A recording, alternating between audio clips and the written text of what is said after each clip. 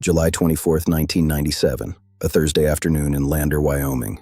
A 24-year-old woman finishes her errands in town, checks her watch, and drives her white Toyota Tercel toward the mountains. She's heading to Shoshone National Forest to scout the course for a 10K hill climb race she's organizing. She's an elite distance runner, a University of Wyoming record holder, training to qualify for the 2000 Olympic Marathon trials. She parks her car at a turnout along a road called Loop Road, near a spot called Burnt Gulch. She probably laces up her running shoes. She probably stretches. And then at some point, she starts running. She never comes home.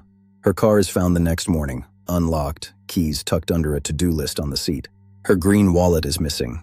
Everything else is there. No sign of Amy, no sign of a struggle, no sign of anything. This is a signal lost investigation. Who was Amy Wroe Bechtel? Let's walk through July 24th, 1997 in detail, because the timeline is one of the most scrutinized elements of this entire case. That morning, at around 9:30, Amy and Steve both left their rented cottage at 9 Lucky Lane, a small house on a block nicknamed Climbers Row.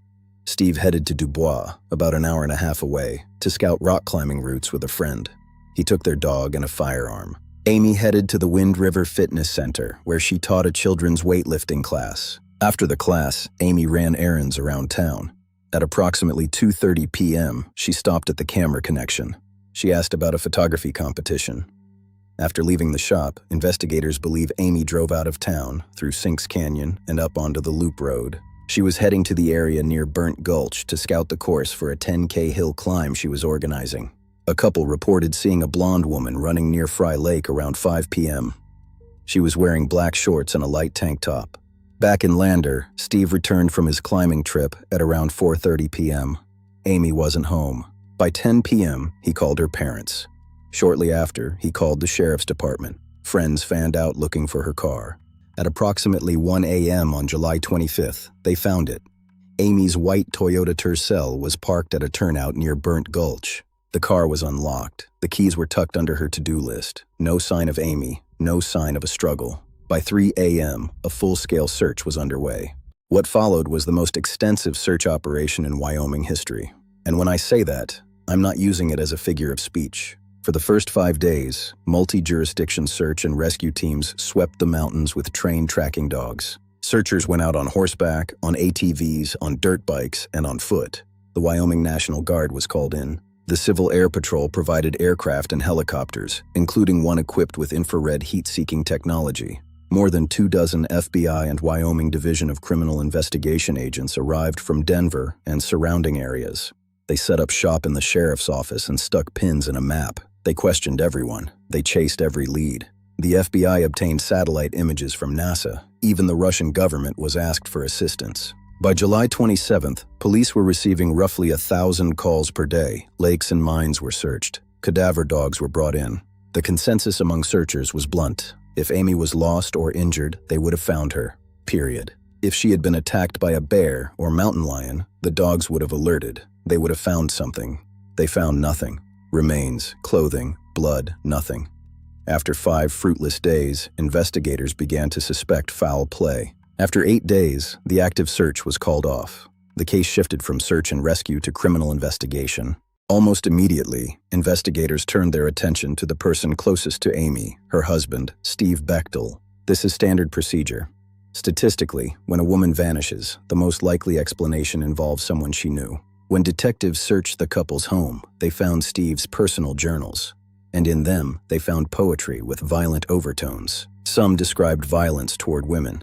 At least one entry was about contemplating murder and how to successfully hide a body. Steve's explanation was that these were song lyrics for his band, creative fiction that had nothing to do with Amy. On August 1st, 1997, detectives interrogated Steve. They used a controversial tactic, falsely claiming they had evidence against him. Steve's response was to terminate the interview. He hired lawyers. He refused to take a polygraph test. From that point forward, he largely stopped cooperating with investigators.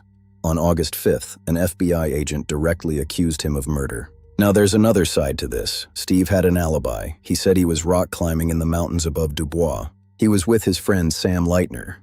Sam confirmed this, but investigators questioned if the timeline was tight enough. There was also an unverified sighting of a truck matching Steve's on Loop Road with a blonde woman in the passenger seat. It reached national television on the Geraldo Rivera Show, where Amy's family pleaded for information. Steve denied everything. Throughout this period, Steve remained the primary person of interest. In 2007, Detective Roger Reiser made his beliefs clear. He believed it was a homicide, and that the only person who refused to talk was her husband. Steve has never been charged. He has since remarried and runs a gym in Lander. He says the focus on him hindered the investigation. As it turns out, he may have had a point, because another suspect was hiding in plain sight. While investigators spent years focused on Steve Bechtel, another suspect was hiding in plain sight, and a critical tip about him was dismissed. Dale Wayne Eaton was a drifter, an itinerant handyman who picked up odd jobs, living out of his van and camper.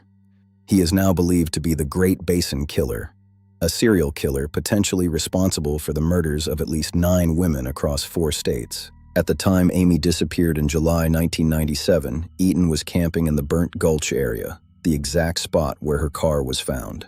This was a favorite spot of his. He hunted and fished here regularly. He had moved his camper to a property in Waltman in 1996. Shortly after the disappearance, Eaton's own brother contacted the sheriff's office. He told them Dale was in the area and might be involved. The investigators dismissed the tip. They were tunnel-visioned on the husband and suspicious of the brother's motives. 1 month later, Eaton encountered a family whose van had broken down along I-80. He kidnapped them at gunpoint, including a 5-month-old baby. The family managed to escape. Eaton was caught, but in a decision that defies comprehension, he served only 99 days in jail. 9 years earlier, 18-year-old Lisa Marie Kimmel had vanished while driving from Denver to Billings. Her body was found in the North Platte River. The case went unsolved for 14 years. Then, in 2002, DNA profile from Kimmel's rape kit matched Dale Wayne Eaton.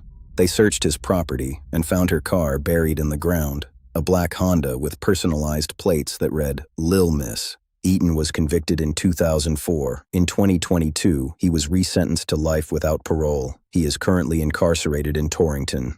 Detective Sergeant John Zerga became increasingly convinced Eaton was connected to Amy. In 2010, he traveled to interview him in prison. Eaton cursed him and told him where he could go. He refused to discuss Amy Bechtel. He has never been charged in her case. In 2014, cadaver dogs were brought back to Burnt Gulch. They followed a scent to a depression that looked like a clandestine grave. Investigators sifted through every cubic centimeter of soil. All they found was a single twist tie. The mystery remained. And this is where the story takes its most recent and potentially most significant turn. In October 2025, a woman named Tracy Svay contacted authorities. Tracy grew up in Waltman. She knew Dale Wayne Eaton well. He was a friend of her father's. In 1996, Eaton moved his camper onto her family's property. Tracy told investigators she found receipts and dated papers inside Eaton's abandoned belongings. Some were dated near the time of Amy's disappearance. She and family members also began digging near one of the old cabins. At some point, they found something that made them stop. They requested cadaver dogs. The sheriff's office confirmed the tip is worth looking into. This is the freshest lead in 28 years, and it points directly at Eaton. Nearly 3 decades later, this case still generates fierce debate, and several questions remain completely unanswered. The husband question. Steve has never been charged, and his alibi held up. But the journals and his refusal to cooperate kept suspicion alive. The serial killer question.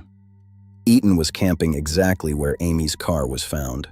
His own brother's warning was ignored by police. The investigation question. Did tunnel vision on the husband cost investigators the chance to catch a serial killer before he could harm anyone else? The physical evidence question. A maybe watch, a twist tie, and some receipts. In 28 years, that is the sum total of what they have found. Amy Wroe Bechtel has been missing for 28 years. She was declared legally dead in 2004. Her father, Dwayne Rowe, died without ever learning what happened to her. Her mother, Joanne, moved to a home near Red Lodge, Montana, where she walks among the wildflowers. She once told a reporter, "When I go out and enjoy, I think Amy is watching me. It's the closest she can get to feeling connected." Steve has never been charged. He has since remarried and runs a gym in Lander. He says the focus on him hindered the investigation. His Wikipedia page still lists him as a prime suspect. He has not spoken publicly about Amy since 2016. Dale Wayne Eaton is incarcerated in Torrington, serving life without parole for the murder of Lisa Marie Kimmel. He has never been charged in Amy's case. He has refused to discuss it. Neither suspect has been charged. The Fremont County Sheriff's Office says the case remains open. The 2025 tip is the most recent active lead. No one has been held accountable for what happened to Amy Wroe Bechtel. The mystery remains. One writer described Amy's situation like this: "It's one thing to take a life, it's another thing to take a death. A silenced eulogy, a stolen memorial service. Amy Wroe Bechtel is not altogether alive nor convincingly dead. She's a ghost. She was 24 years old, an Olympic hopeful, a record holder, a photographer whose work still hangs in a state park. She married a man she loved. She drove toward the mountains on a July afternoon and parked her car and started down a trail. And somewhere between that moment and the moment when someone should have been there to bring her home, she disappeared. Was it her husband? Was it a serial killer camping down the road? Was it someone else entirely? Someone who has never appeared on any list? 28 years, NASA satellites, Russian assistants, FBI agents, cadaver dogs, 1,000 tips a day, 2 suspects, 0 charges, and a mother in Montana who walks among the wildflowers and imagines her daughter is watching. Amy Wroe Bechtel deserves to be found.